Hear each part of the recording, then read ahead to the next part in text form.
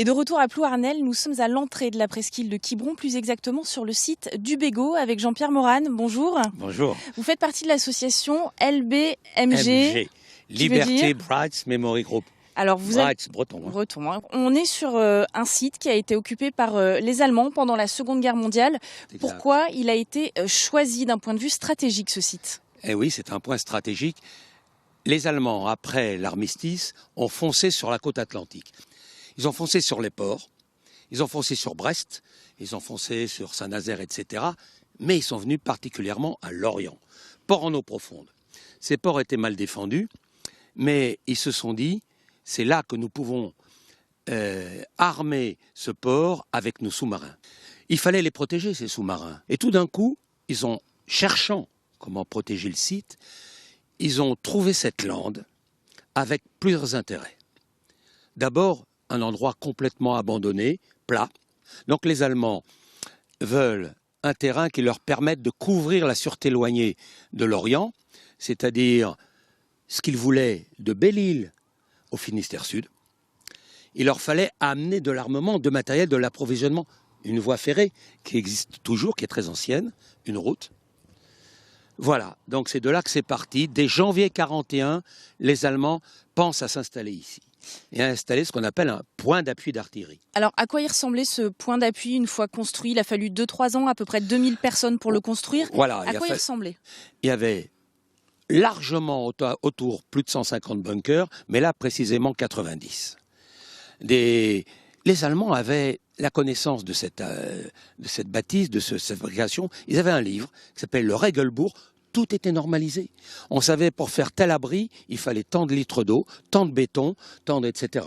Très organisé avec une organisation qui s'appelle l'organisation Todd Engineering et qui est venue ici et qui leur fait installer ce point d'appui. Alors on dit que c'est le site le plus puissant et le plus important du mur de l'Atlantique en France. Oui. Il y a même le maréchal Rommel qui est venu Exactement, sur place. Ouais. Comment il a évolué ce site pendant toute la guerre en fait? Bon, il a commencé à partir de la route là-bas.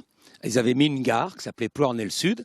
Et ils ont commencé à construire tout le long de cette route bétonnée qui longe ici un certain nombre d'abris de construction spécifiques pour le canon, des groupes électrogènes, la tour de direction de tir, un poste de commandement et ces fameuses cuves à canon qui vont abriter des canons qu'ils nous ont pris. Ils ont tout amené.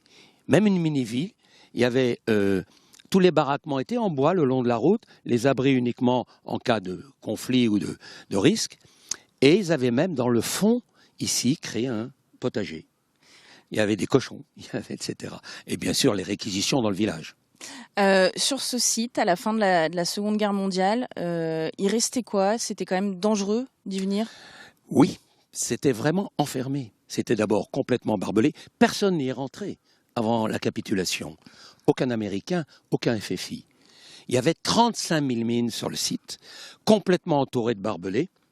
Bref, défendable et impossible à entrer. Jean-Pierre Morane, il y a aussi un bunker qui a été réhabilité par l'association Liberty Brights Memory Group. Dis-nous ce qu'on peut trouver dans ce bunker. Vous y trouverez dans 4 salles qui étaient les salles où les Allemands entreposaient leurs munitions. Vous verrez d'abord l'installation, comment les Allemands rentraient leurs munitions à l'intérieur, la petite voie ferrée qui l'amenait, et des reconstitutions dans 3 salles, l'une consacrée plutôt à la vie ici, à la vie des Allemands sur le site, avec une scène représentant la vie dans le bunker, avec les armes et les munitions.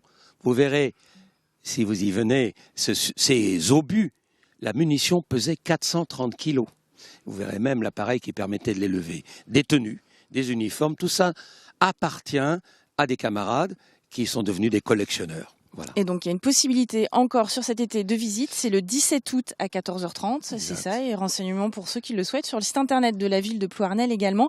Exact. Merci beaucoup Jean-Pierre Morane pour nous avoir fait revivre un petit moment de notre histoire française et bretonne.